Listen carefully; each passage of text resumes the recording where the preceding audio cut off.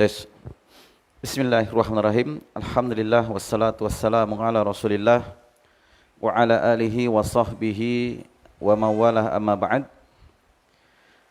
Kemudian kita lanjutkan masih terkait dengan perkara-perkara yang berkenaan dengan solat. Telah kita sebutkan terakhir bahwa yang pertama kali akan dihisab pada hari kiamat dari seorang hamba pada amalannya adalah solatnya. Apabila baik solatnya, maka dia akan beruntung dan dia akan berbahagia.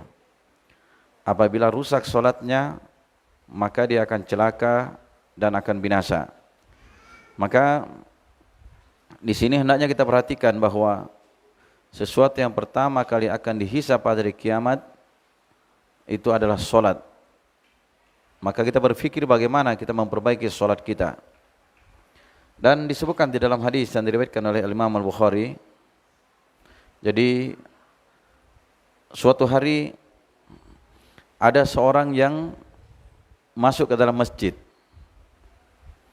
Kemudian dia melakukan solat. Setelah dia selesai solat, dia datang kepada Nabi. Dia memberikan salam dan Nabi pun menjawab salamnya. Setelah selesai Nabi menjawab salamnya, maka Nabi mengatakan kepada dia, irji' fasalli fa innaka lam tusalli. Kata Nabi, kembalilah kamu solat karena sesungguhnya kamu belum solat. Kemudian dia bangkit, dia lakukan lagi solat yang kedua kalinya. Maka selesai dia solat yang kedua kalinya, maka dia kembali lagi kepada Nabi sallallahu alaihi wasallam. Dia pun setelah itu Nabi katakan, irji' fasalli fa innaka lam tusalli. Kata dia, kembali kamu, solat kamu, karena sesungguhnya kamu belum solat. Berapa kali Nabi suruh dia solat? Pertama dia solat, kemudian apa? Datang kepada Nabi, langsung Nabi katakan, kembali kamu, solat kamu, karena sesungguhnya kamu belum solat. Kemudian dia selesai lagi solat yang kedua, Nabi suruh lagi ulangi yang ketiga. Solat kamu karena sesungguhnya kamu belum solat. Apa masalahnya di situ? Jadi dua kali dia mengulangi solatnya, ternyata semua solatnya tidak diterima. Nabi terus suruh ulangi solatnya. Ini memberikan pelajaran kepada kita bahwa kalau kita solat mungkin kita merasa bahwa sholat kita ini sudah benar. Tetapi ketika diperhadapkan dengan orang yang punya ilmu tentang sholat, nah akan nampak di sini sholat kita diterima atau tidak. Kan begitu? Jadi kalau orang yang punya ilmu itu dia bisa melihat, oh ini sholatnya tidak benar. Makanya Nabi SAW ketika melihat orang ini sholat, ternyata Nabi katakan apa? Irji' fasalli fa innaka lam tusalli. Kembalilah kamu, sholat kamu, karena sesungguhnya kamu belum solat. Makanya pada yang ketiga kali ini, faqala, maka laki-laki tadi berkata, walladzi ba'atsaka bil haqqi, demi yang mengutus engkau dengan kebenaran, ma uhsinu ghairahu, saya tidak bisa lagi memperbaiki selain daripada itu. Fa'allimni, maka ajari saya. Ini sifat yang bagus. Kalau dia tidak bisa, maka dia belajar kepada orang yang bisa. Lihat ya, baiknya orang ini. Karena 3 kali Nabi suruh ulangi solatnya, maka dia katakan, demi yang mengutus engkau dengan kebenaran, ma usinu ghairahu, saya tidak bisa lagi memperbaiki selain daripada itu. Fa'allimni, maka ajari saya. Maka setelah itu Nabi SAW mengajarkan kepada dia bagaimana tata cara solat yang benar. Ini yang disebut oleh para ulama, itu apa? Solat orang yang rusak solatnya. Itu al-musi solatuhu, orang yang rusak solatnya. Maka semua yang disebutkan oleh Nabi di sini, ini yang diambil oleh para ulama tentang rukun-rukun solat. Paham ya? Di sini diambil oleh para ulama tentang rukun-rukun solat. Dan yang pokok dari solat orang tadi, kenapa dia tidak diterima solatnya? Karena dia tidak tumakninah di dalam solatnya. Makanya Nabi sallallahu alaihi wasallam ketika memerintahkan kepada dia untuk sholat, pasti dia sebutkan hatta tatma'inna, sampai kamu tumakninah. Begitu dalam ruku, dalam sujud, ketika berdiri, ketika dia bangkit. Maka ini disebutkan oleh Nabi hatta tatma'inna, sampai kamu tumakninah. Jadi tumakninah itu diam sejenak. Itu bagian dari rukun solat.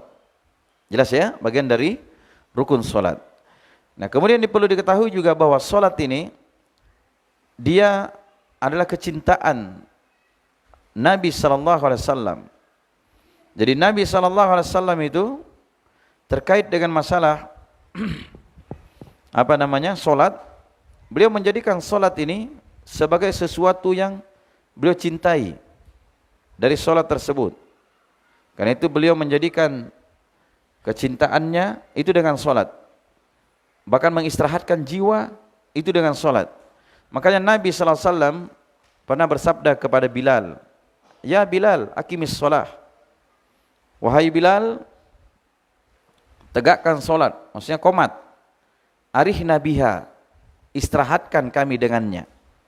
Istirahatkan kami dengannya. Jadi Nabi sallallahu alaihi wasallam itu memerintah kepada Bilal untuk apa? Untuk menegakkan solat. Kata Nabi, arihna biha, istirahatkan kami dengannya. Bahkan kata beliau, dijadikan kecintaanku kepada apa? Kepada solat dan kepada wangi-wangian. Itu kecintaan Nabi sallallahu alaihi wasallam. Apabila ada yang datang kepada Nabi meminta penyelesaian masalah, maka Nabi perintahkan kepada dia perbanyak sujud. Maksudnya perbanyak solat. Maka solat itu bukan hanya sekedar menunaikannya, tapi kita melakukan solat itu harus dengan ilmunya. Ketika kita bertakbir Allahu Akbar, nah ini kita harus tahu ini. Takbir kita ini ketika kita baca Allahu Akbar, ini sebagai apa dia? Rukunkah dia? Wajibkah dia? Atau hanya sekedar sunnah? Kan begitu. Kemudian ketika dia mengangkat takbir Allahu Akbar, sampai di mana dia mengangkat takbir? Ya kan? Apakah sejajar mana atau sejajar mana? Tangannya apakah ke atas begitu atau ke bawah begini? Ya kan? Atau begini? Nah, itu ada semua dalilnya. Setiap gerakan di dalam solat itu ada dalilnya. Yang disebutkan oleh para sahabat Nabi sallallahu alaihi wasallam. Mereka melihat bagaimana Nabi sallallahu alaihi wasallam solat. Jelas ya? Banyak sekali keutamaan dari solat ini. Karena itu siapa yang memperbaiki solatnya dan dia betul-betul solat khusyuk kepada Allah Subhanahu wa taala, maka ini akan mendapatkan banyak keutamaan.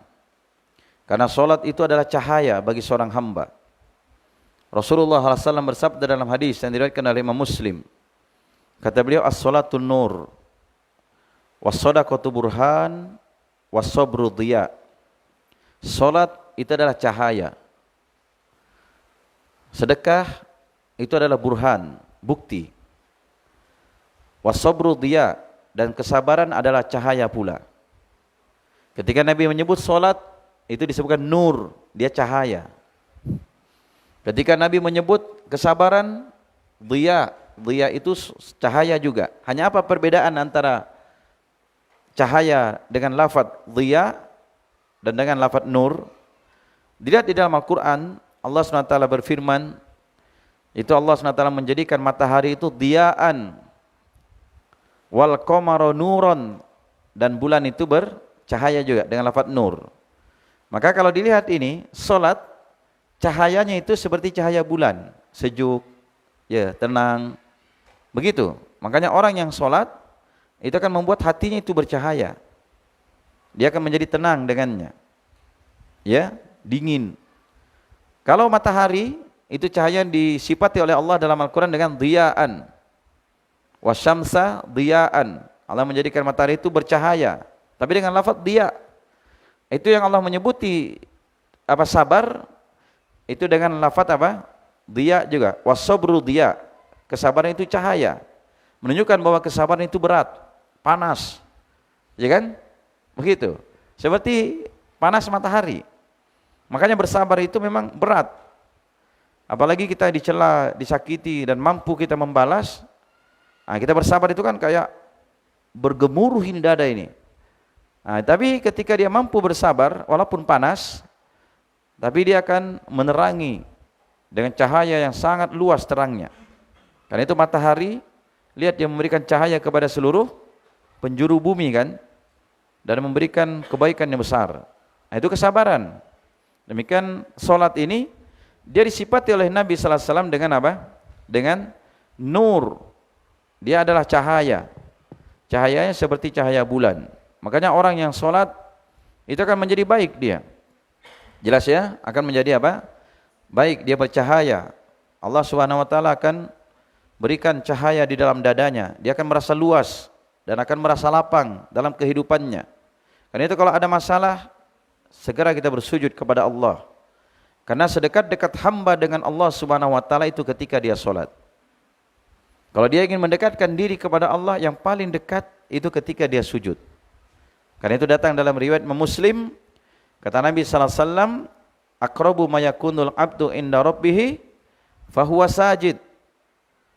Fa aktsirud du'a fa qaminun ayustajabalah. Kata Nabi, sedekat-dekat hamba dengan Tuhannya itu ketika dia sujud. Fa'aktsirud du'a, maka perbanyaklah doa ketika sujud. Karena sangat sulit untuk tidak dikabulkan. Makanya di situ tempat seorang hamba itu. Ketika dia tunduk kepada Allah, semakin dia tunduk, semakin mulia dia. Semakin tinggi derajatnya. Karena ketika dia sujud, di situ tempat yang paling dekat antara dia dengan Tuhannya. Makanya kalau kita banyak masalah, lari solat. Lakukan solat.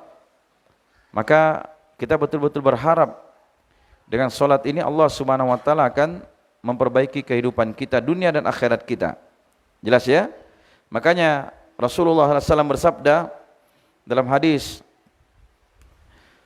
Burairah radhiyallahu taala anhu, Nabi SAW bersabda, kata beliau, basyiril al-masya'in fi dhulam ilal masajid bin nur atam yaumal qiyamah. Kata beliau, berikan kabar gembira bagi orang yang berjalan ke masjid dalam keadaan gelap. Jadi berikan kabar gembira kepada orang yang pergi ke masjid dalam keadaan gelap. Apa itu? Dia akan mendapatkan cahaya yang sempurna pada hari kiamat. Akan diberikan balasan cahaya yang sempurna pada hari kiamat. Ini ya, kalau dia sering ke masjid dengan apa? Di waktu yang gelap. Kapan itu waktu yang gelap? Waktu Isya dan waktu subuh. Dua ini adalah solat yang paling dibenci dan paling malas bagi orang munafik.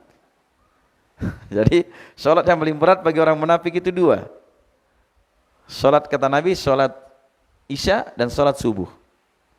Syekh Muhammad bin Shalih Al-Utsaimin menyebutkan faedah dari hadis ini. Kata beliau, kenapa orang munafik itu malas di solat Isya dan waktu subuh? Karena apa? Jarang orang melihat. Ya kan? Jarang orang melihat. Kalau siang kan banyak orang melihat. Coba kalau giliran salat duhur, dia mau jadi imam tuh, suruh imam. Cepat itu. Walaupun dia tidak tahu baca apa-apa, selesai kan? Tidak ada yang dengar. Coba suruh waktu maghrib, suruh jadi lari dia. Misalnya begitu. Jadi orang munafik itu, mereka itu kan ingin menipu Allah Subhanahu wa taala. Jadi mereka ingin menipu Allah. Bagaimana mereka ingin menipu Allah? Allah sebutkan dalam Al-Qur'an, yukhadi'unallah, innal munafiqina yukhadi'unallah wallahu khadi'uhum. Orang-orang munafik itu mau menipu Allah dan Allah juga menipu mereka. Bagaimana itu? Orang-orang munafik ini la yakumuna ila salata illa kusala. Tidaklah mereka mau menegakkan salat kecuali dalam keadaan malas. Nah, ini dia orang munafik. Lalu kalau dia melakukan salat tadi bagaimana? Yuraunan nas. Dia ingin dilihat oleh manusia. Jadi dia mau salat kalau manusia melihat dia. Nah, itu baru semangat dia. Orang munafik tadi. Wala yadhkurunallaha illa qalila. Dan tidaklah dia mengingat Allah kecuali sedikit. Artinya tidaklah mengingat Allah dengan salatnya kecuali sedikit. Karena tujuannya ingin dilihat oleh manusia. Itu malas mereka. Makanya yang paling berat bagi mereka itu sholat isya dan sholat subuh. Karena di situ jarang orang melihat mereka di waktu gelap. Tapi orang-orang yang pergi sholat ke masjid itu dalam keadaan gelap, mereka ini akan mendapatkan apa? Kata Nabi, berikan kabar gembira kepada orang-orang yang berjalan di dalam kegelapan tadi dengan cahaya yang sempurna pada hari kiamat. Jelas ya? Makanya Allah juga akan mengangkat derajat dan akan menghapuskan dosa bagi orang-orang yang sholat tadi. Jadi orang-orang yang sholat itu datang dalam sebuah hadis disebutkan oleh Thauban radhiyallahu ta'ala anhu. Jadi bekas budak Rasulullah SAW itu beliau pernah bersabda kepada Thauban. Jadi Rasulullah pernah bersabda kepada Thauban, "Alaika bikasratis sujud. Fa innaka la tasjudu lillahi sajdatan illa rafa'akallahu biha darajatan wa khatta anka biha khati'atan." Kata Rasulullah, hendaklah engkau memperbanyak sujud. Memperbanyak sujud itu artinya memperbanyak solat. Ya, maksudnya memperbanyak solat ini, selain solat wajib, dia lakukan solat-solat sunat. Dia lakukan solat-solat sunat. Hendaklah engkau memperbanyak sujud, kata Nabi. Karena sesungguhnya tidaklah engkau bersujud karena Allah. Satu sujud, kecuali Allah SWT akan mengangkat engkau dengannya satu derajat. Artinya satu kali sujud, Allah akan angkat satu derajat. Begitu. Dan Allah akan gugurkan padamu satu dosa. Allah gugurkan padamu berapa? Satu dosa. Jadi kalau kita sujud, sudah diangkat satu derajat, digugurkan satu dosa. Dan demikian pula dalam hadis yang lain, orang yang berjalan saja ke masjid, itu akan diberikan keutamaan. Tapi syaratnya dia ke masjid itu dia berwudu dulu di rumahnya. Dalam riwayat Imam Al-Bukhari dan Imam Muslim ya, kata Nabi, tidaklah seorang itu dia menyempurnakan wudunya di rumahnya. Jadi dia perbaiki wudunya. Jadi dalam kondisi dia sudah berwudu ini, dia berjalan ke masjid. Dan tidaklah yang menyebabkan dia menuju ke masjid kecuali sholat. Dan tidaklah menyebabkan dia keluar juga menuju ke masjid ini karena sholat. Artinya dia berjalan dari rumahnya menuju ke masjid untuk apa? Untuk melakukan sholat.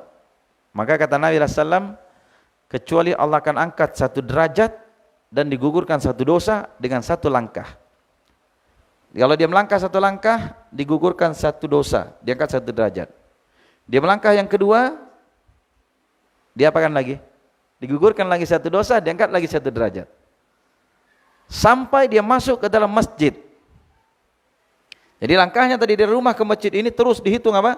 Diangkat satu derajat, digugurkan satu dosa. Tapi syaratnya apa? Syaratnya yang pertama dia sudah berwudu dengan sempurna di rumahnya.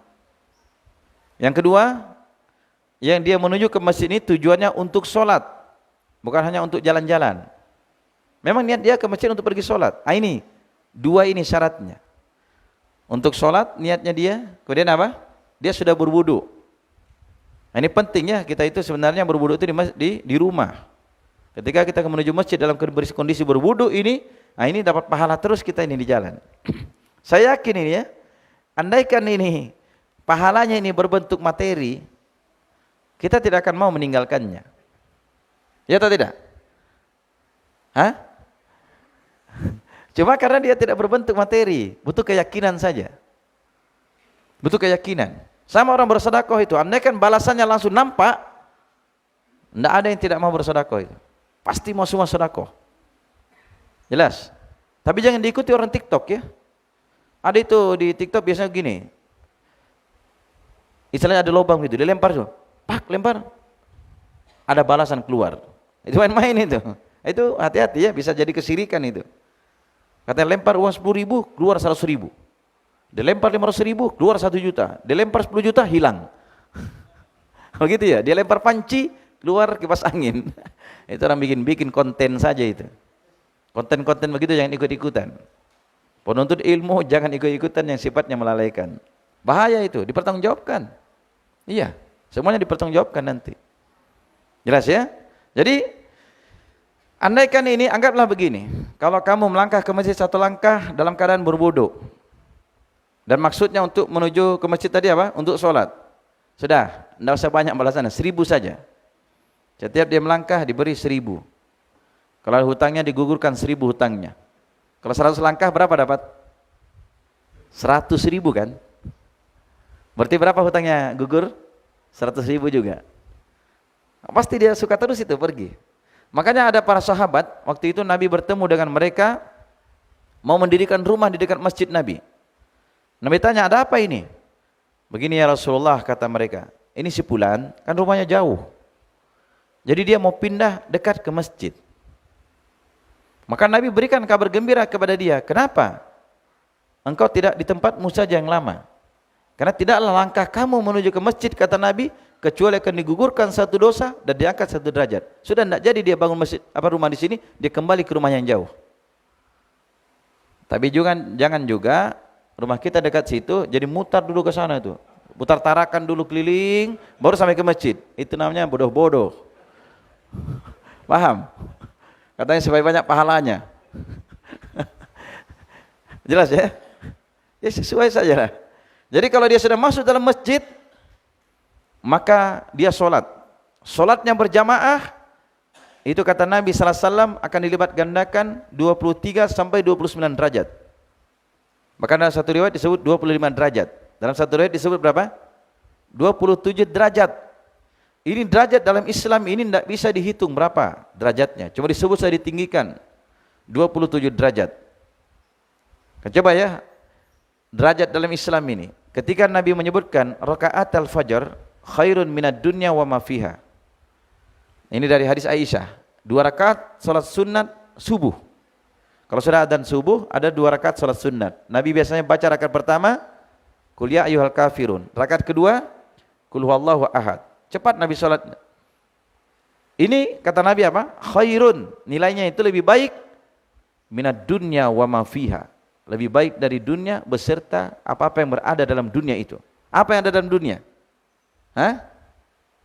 Apa ada dalam dunia? Itu yang kita cari. Mau wanitanya, mau rumah mewahnya, mau kendaraan mewahnya, mau kerjaan mewahnya, yang tinggi ini, derajat ini, derajat ini.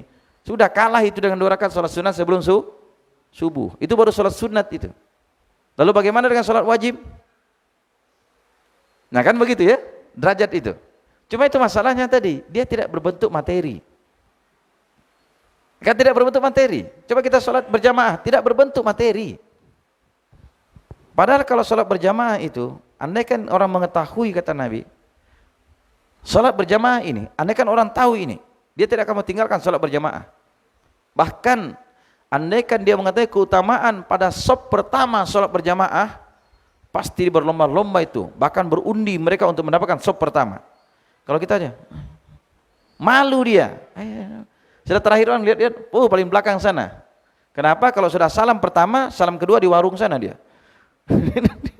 Assalamualaikum warahmatullahi wabarakatuh. Salam keduanya sudah di warung kopi. Ya kan? Begitu. Harusnya sop pertama itu berlomba orang mengejar. Makanya biar bagaimana? Saya ingat ya, kalau di Yaman dulu penuntut ilmu itu begitu. Kalau orang sudah mau komat, sudah berdiri memang dia. Biar berdasarkan dia masukkan badannya begini. Yang penting dia dapat sop pertama. Kalau masih bisa masuk, disempitkan, biar sempit. Kalau kita duluan, nanti dia belakang. Justru malu kalau di sop pertama, itu terbalik. Kenapa begitu malu? Itu karena kita kurang paham ilmunya dan kurang yakin. Tapi keyakinan juga muncul dari mana? Dari ilmu pengetahuan. Nah ini penting nanti kita pelajari ya. Ilmunya apa? Tentang ini. Jadi setelah dia masuk ini sholatnya berjamaah dilipat gandakan tadi ya. Sampai 29 derajat. Setelah dia selesai sholat, ini ada keutamaan lain. Kemudian kata Nabi SAW, sepanjang dia masih di tempat duduknya, alladzi shalla fihi, yang dia sholat di situ,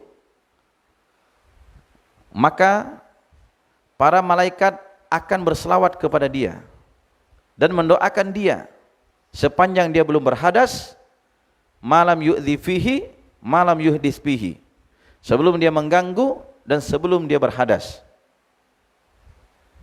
Jadi syaratnya di sini 3. Kalau dia ingin dapat doa malaikat. Jadi setelah dia selesai salam, dia di tempat dia sholat tadi, Jangan habis ini bangkit dia tuh pindah tempat lain. Itu sudah tidak dapat keutamaan doa malaikat. Jadi malaikat tadi mendoakan dia, Allahumma ighfir lahu warhamhu wa tub alaih. Ya Allah, ampuni dia, rahmati dia, berikan tobat kepadanya. Mana kita dapat doa seperti itu? Ini malaikat yang mendoakan. Kalau kita masih di tempat duduk ini, ditambah lagi di tempat duduk kita sudah berzikir lagi, lain lagi keutamaannya. Dia baca ayat kursi setelah sholat, itu keutamaannya apa? Kata Nabi, tidak ada yang menghalangi dia masuk surga kecuali kematian. Membaca ayat kursi setelah sholat wajib. Hafal ayat kursi atau tidak? Ini kursi, bukan ayat kursi ini maksudnya. Jangan sampai salah paham. Ayat kursi itu karena disebutkan itu kursiyuhus samawati wal ard. Kursi Allah meliputi langit dan bumi. Maksudnya bagaimana? Allah itu memiliki kursi dan Allah memiliki arsy. Kursi Allah kalau dibandingkan dengan 7 lapis langit dan 7 lapis bumi, 7 lapis bumi dengan 7 lapis langit ini digabung. Dibandingkan dengan kursi Allah, 7 lapis langit dan 7 lapis bumi tadi bagaikan gelang gini. Dilempar di padang pasir yang sangat luas. Coba padang pasir yang sangat luas. Kita menghadap ke depan, ke kiri, ke kanan, terus keliling, tidak kelihatan ujungnya. Jadi gelang tadi lempar di tengahnya ini. Sebanding atau tidak? Tidak bisa dibandingkan dengan padang pasir yang luas kan? Nah begitu perbandingan 7 lapis langit dan 7 lapis bumi dibandingkan dengan kursi Allah. Menunjukkan luasnya itu kursi Allah. Nah kursi Allah ini kalau dibandingkan dengan arsy Allah, begitu pula. Kursi Allah tadi, yang luasnya seperti itu tidak bisa dibandingkan, seperti gelang juga dilemparkan di padang pasir yang sangat luas. Bisa kita bayangkan luasnya arsy Allah. Nah begitu, makanya dalam ayat kursi itu kan disebut kursiyuhus samawati wal ard. Kursi Allah itu meliputi langit dan bumi. Makanya kalau kita membaca ayat kursi, kita yakin setan itu akan lari. Jangan kita yang lari dari setan. Kata Ustaz, saya sudah baca berapa kali ayat kursi masih berdiri di bulu kudukku. Dia yang takut sama setan. Tapi kalau menjatuh duriannya orang, hilang setan. Begitu. Coba malam-malam dia. Kalau musim durian itu, baru kita datang habis sholat subuh, hilang durian. Kapan diambil ini? Kan begitu ya? Baik, ini diantara keutamaan apa? Sholat. Baik, masih banyak sekali keutamaan sholat ini. Ya, insyaallah taala kita cukupkan dulu sampai di sini pembahasan tentang ini. Dan kita ada sedikit pertanyaan, ya. Kita akan, kalau ada yang mau bertanya, silakan tulis supaya kita jawab. Insyaallah taala pertemuan berikutnya itu kita mulai masuk dengan apa? Syarat-syarat salat. Jadi insyaallah pertemuan malam besok syarat-syarat salat, rukun-rukun salat, kemudian nanti kewajiban-kewajiban salat, sunah-sunah salat, setelah itu kita sebutkan sifat salat Nabi, bagaimana tata cara salat. Begitu ya? Baik, Allah taala a'lam.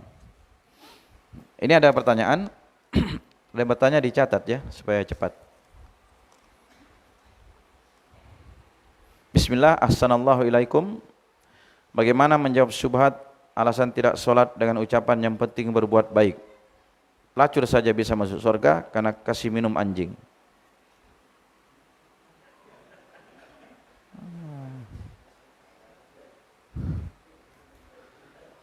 Itu Nabi yang menyebut dia bisa masuk surga, bukan kamu. Ya kan begitu ya? Itu mengukur kebaikan itu bukan dengan akal kita sendiri. Paham? Mengukur ini baik, itu baik, ini buruk, ini baik, bukan dengan akal kita. Itu kan diri kamu yang merasa baik kan? Iya. Saya ini baik Ustaz, saya tidak pernah mencela orang, saya tidak pernah buat jelek. Iya. Perasaan kamu berbuat baik sama manusia, tapi kepada Allah berbuat baik atau tidak? Hah? Dia menciptakan kamu, dia memberi makan kamu, dia memberi rezeki kamu, dia menghidupkan kamu. Kamu bisa bernapas tidak henti-henti ini. Coba siapa yang pernah kena corona dulu? Terhenti ini napas. Enak atau tidak? Susah kan? Kalau Allah tahan saja, tidak kasih oksigen kamu 5 menit saja, tidak bisa bernapas. Sakit itu. Itu Allah yang memberikan kamu semuanya di fasilitas dunia ini. Kamu bisa makan, tidur saja bisa nyenyak. Kamu bisa bangun. Kamu minum bisa hilang hausnya kamu. Siapa yang berikan? Allah. Tapi kamu mengaku muslim, tidak sholat, itu baik atau buruk? Ini manusia yang paling durhaka ini namanya. Tidak mengingat kebaikan yang maha kuasa. Allah ciptakan kita untuk apa? Untuk ibadah. Wa ma khalaqtul jinna wal insa illa liya'budun, kata Allah. Saya tidak ciptakan jin dan tidak ciptakan manusia kecuali hanya untuk beribadah kepadaku. Itu tujuan Allah menciptakan jin dan manusia, untuk beribadah kepada Allah. Setelah itu Allah fasilitasi lagi dunia ini. Allah berikan bumi terhampar supaya bisa hidup, langit menaungi kita, matahari Allah munculkan setiap hari. Allah berikan dia kesehatan, dia bisa makan, dia bisa minum dan lain sebagainya, rezeki. Allah suruh dia beribadah itu bukan untuk Allah, tapi untuk dirinya sendiri.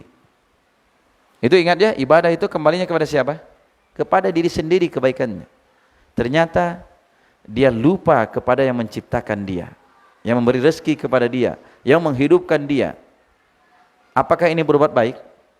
Hah? Ini tidak baik. Ini namanya kedurhakaan kepada Allah. Makanya Allah sebutkan apa? Allah itu tidak ridho kepada hamba kecuali hamba itu masuk ke dalam Islam secara keseluruhan. Di situ letak apa? Keridhaan dari Allah Subhanahu wa taala. Tapi kalau dia mengingkari nikmat Allah ini, Allah tidak ridho kepada dia. Paham? Nah, ini menunjukkan bahwa ini dikatakan tidak sholat dengan ucapan yang penting berbuat baik. Dari mana kamu berbuat baik? Saya tanya, sering sedekah?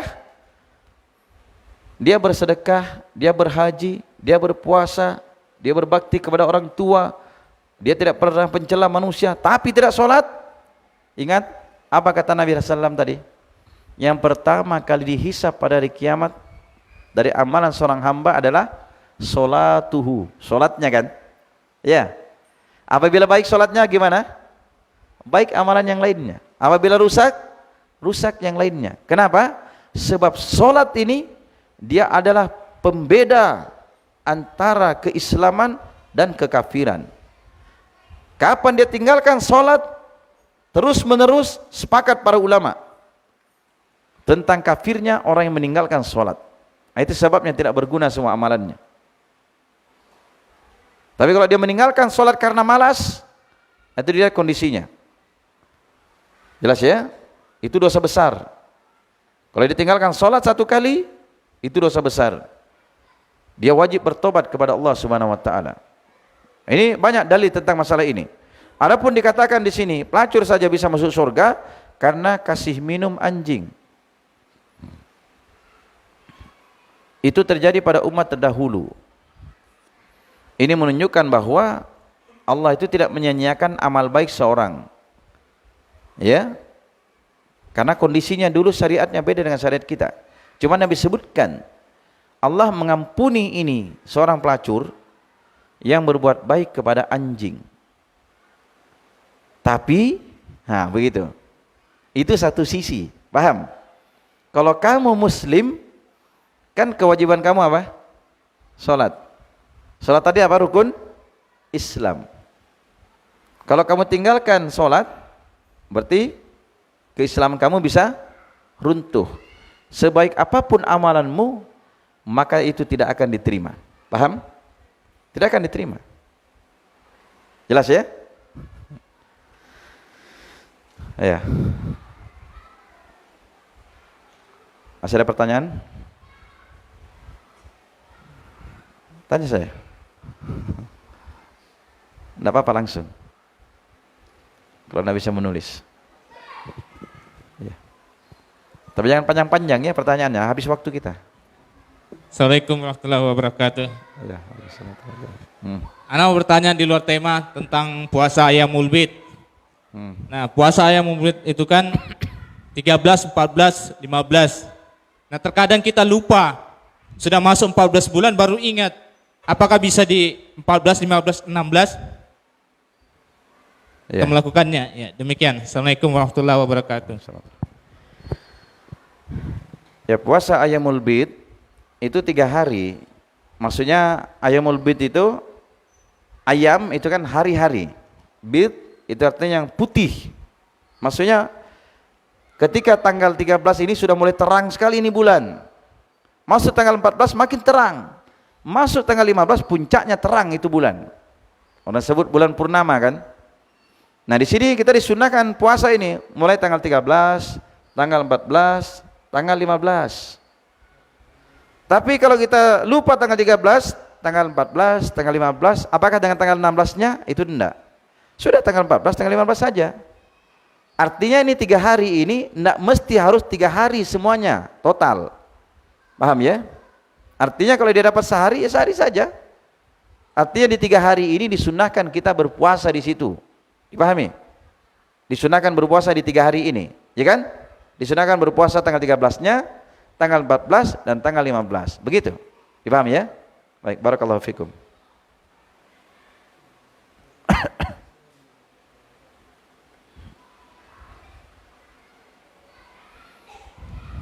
Sudah.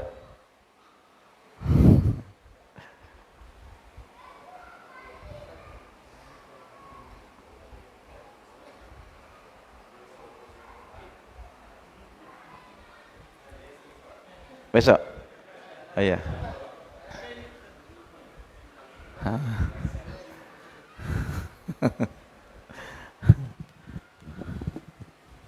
Kalau malam besok catat ya. Kalau ada di rumah pertanyaan catat memang. Iya.